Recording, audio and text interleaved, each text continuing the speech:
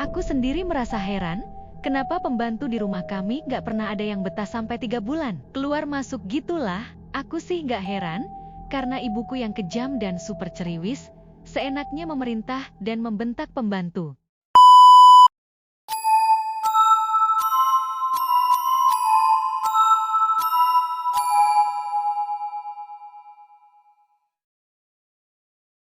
Assalamualaikum warahmatullahi wabarakatuh. Kembali lagi bersama saya di channel Danger Zone. Jadi di segmen Kismis Kisah Misteri kali ini, saya akan menceritakan kisah tentang misteri sebuah kain kafan. Sebelum masuk ke ceritanya, alangkah baiknya kalian dukung channel kami dengan cara subscribe, like, comment, and share ke teman-teman kalian semua, agar kami lebih semangat lagi untuk membuat video-video yang lebih menarik lagi. Oh, tanpa banyak basa-basi kita gas ke ceritanya. Kismis Kisah Misteri dimulai.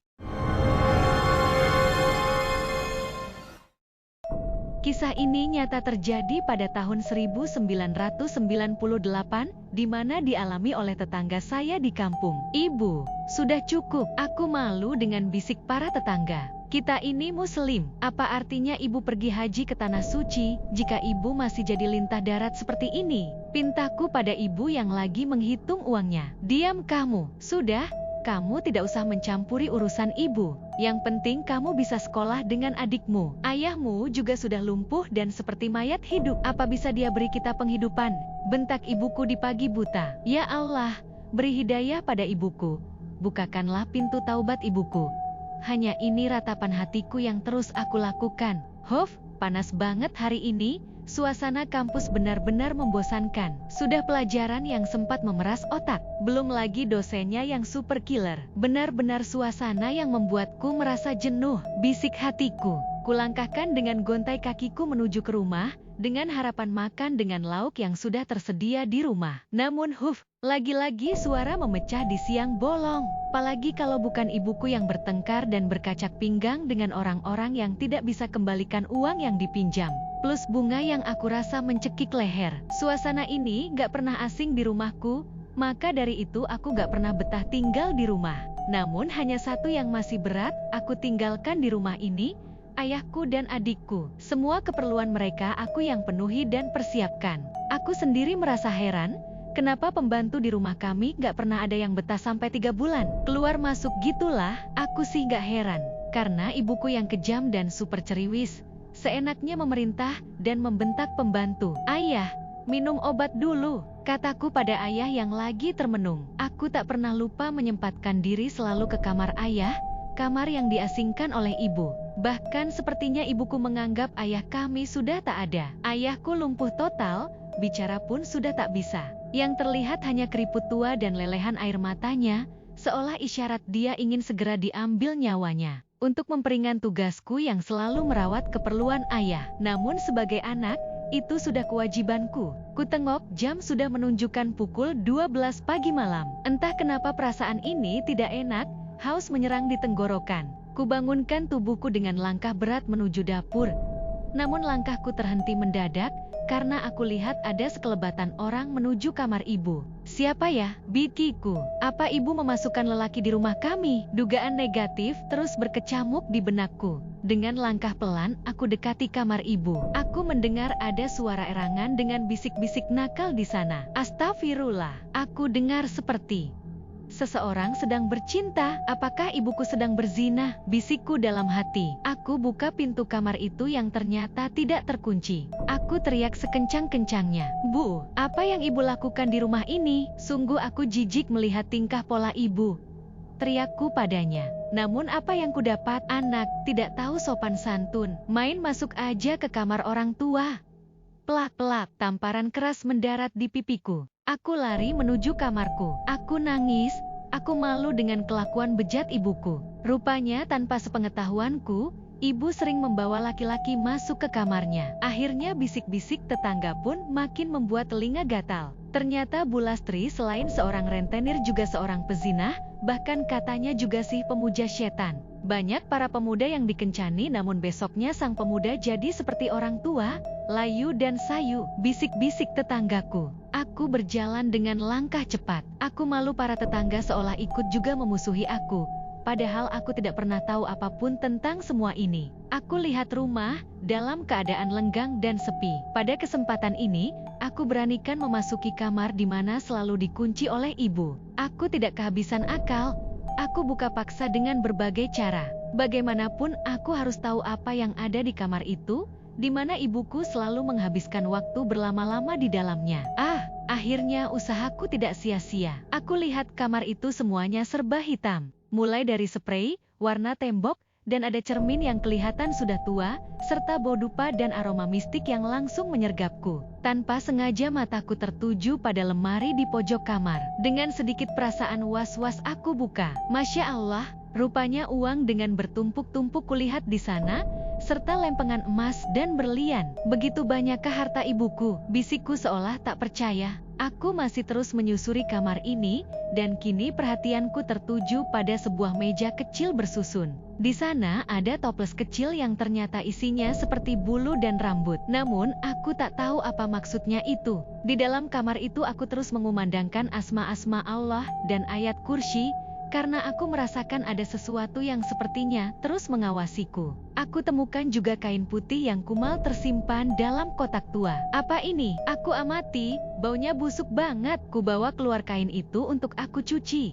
Mungkin ini kumal hingga perlu aku bersihkan, mengingat ibuku gak sempat untuk mencucinya. Aku keluar dari kamar itu dan aku bawa kain putihnya. Aku rendam dulu di bak, dengan harapan agar mudah untuk membersihkannya. Sting, sting, sting. Telepon rumah berbunyi mengagetkanku. Langsung aku sambar gagang telepon itu. Halo, selamat siang, tanya si penelpon. Iya, siang juga. Apa benar ini rumah Ibu Lastri? Iya benar, saya anaknya, kami dari kepolisian. Mengabarkan ibu Anda kecelakaan dan meninggal dunia. Segera datang ke rumah sakit, kami tunggu. Masya Allah, aku nangis histeris. Ibu, ratapku sendirian. Kupacu secepatnya mobil agar segera sampai. Kulihat ada polisi sudah menungguku. Di antaranya aku ke kamar mayat untuk memastikan, apakah itu benar ibuku? Ya Allah, ternyata benar. Dia ibuku, kondisinya hancur dan kepalanya remuk. Mobil ibu bertabrakan dengan truk yang sama-sama melaju kencang dari arah berlawanan. Aku kuatkan diri ini. Adikku pun terus menangis. Bahkan aku lihat ayah juga meneteskan air matanya. Acara prosesi pemakaman pun akan segera berlangsung. Namun ada kejanggalan waktu jenazah ibu dimandikan. Maaf, dari lubang kemaluan ibu sepertinya terus-menerus mengeluarkan cairan putih. Kami bersihkan berulang-ulang, namun masih saja keluar lagi. Dan ada seorang ustazah yang memberitahukan bahwa itu mungkin sudah kehendak Allah. Setelah aku amati, sepertinya cairan putih itu cairan sperma. Aku terus mengikuti prosesi setelah dimandikan. Aku ikuti juga waktu mengkafani. Masya Allah, ada lagi kejadian yang membuatku heran. Muka ibu dan tubuhnya juga mengeluarkan cairan putih itu. Bahkan kain kafan baru yang mau dibungkuskan di penciuman orang seperti bau bangkai. Aku sendiri juga menciumnya. Akhirnya kami beli lagi hingga kain kafan yang keempat pun tak jauh beda. Setelah menempel ke tubuh ibu, bau kain kafan itu langsung berubah busuk. Aku terus menangis, antara meminta pengampunan pada Allah atas kelakuan ibuku. Dan aku juga malu pada tetangga yang ikut merawat jenazah ibu. Akhirnya jenazah pun dikebumikan, dan seorang ustazah mengikutiku sampai rumah. Di sanalah aku menceritakan semua kejadian yang aku alami, dan kamar Fang aku temukan. Mana kain yang kamu cuci itu? Tanya ustazah tersebut. Ada bu, sebentar saya ambilkan, jawabku. Ini bu kainnya, aku berikan kain itu yang sudah aku setrika rapi.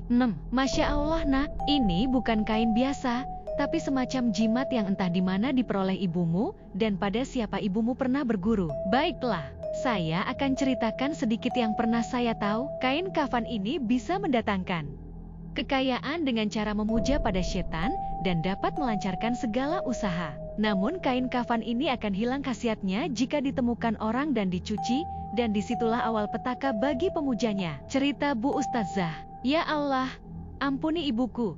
Waktu beranjak siang, Bu Ustazah berpamitan dan memberiku wejangan agar aku kuat dan pertebal imanku. Nanti malam katanya dia akan datang lagi bersama kiai yang akan membantuku, karena aroma mistik masih menyelimuti rumah kami. Aku beranikan memasuki kamar itu lagi. Aku buka lemari yang berisi uang bertumpuk-tumpuk itu. Sedikitpun aku enggan untuk mengambilnya.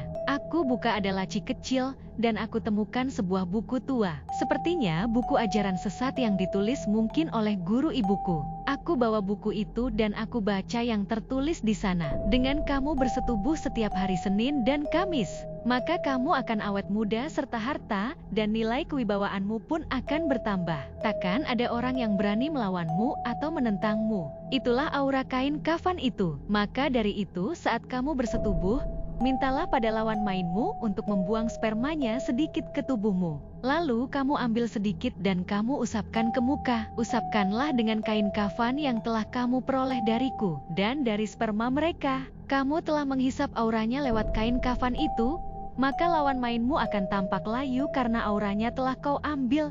Ya Allah, sedemikian jijiknya aku membaca buku itu. Ternyata ini yang dilakukan ibuku selama ini. Malam sudah menyapa, bacaan tahlil bergema di rumahku. Setelah acara tahlil usai, aku memberanikan diri berbicara pada para tetangga yang hadir di acara itu. Aku minta maaf atas nama ibuku dan membebaskan hutang serta melunaskan hutang jika ada yang masih punya tanggungan hutang ke ibuku. Satu persatu para tamu berpamitan pulang. Kini tinggal Pak Kiai beserta Bu Ustazah. Aku tunjukkan buku yang kutemukan tadi dan kain kafan itu aku berikan kepada Pak Kiai.